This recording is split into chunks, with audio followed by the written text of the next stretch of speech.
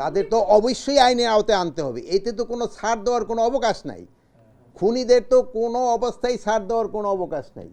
আর আমার ভাইয়েরই আজকের ভিতরেই তারা একটা কেস করবেন, মানে যে 4 জন হত্যা হয়েছে তাদের জন্য, এবং তাদের সাথে সাথে আমরা যারা পাবো, মানে যারা প্রকৃত দোষী তাদের আমরা আইনের আওতায় নিয়ে আসবো।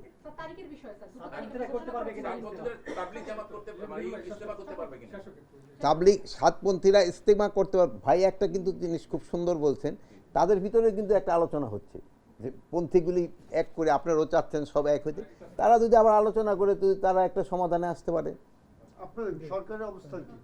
সরকারের অবস্থান সরকার টাইম পাবে তো ভাইয়ের আলোচনা করুক।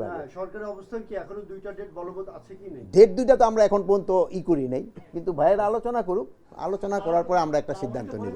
Double million offer, Walton fridge কিনে পেতে পারেন 20 লক্ষ টাকা, রয়েছে কোটি কোটি টাকার নিশ্চিত উপহার। Thank you. তারা করতে পারবে কিনা স্যার, তারা করতে পারবে কিনা স্যার?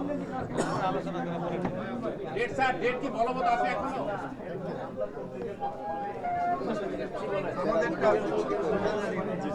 আমাদের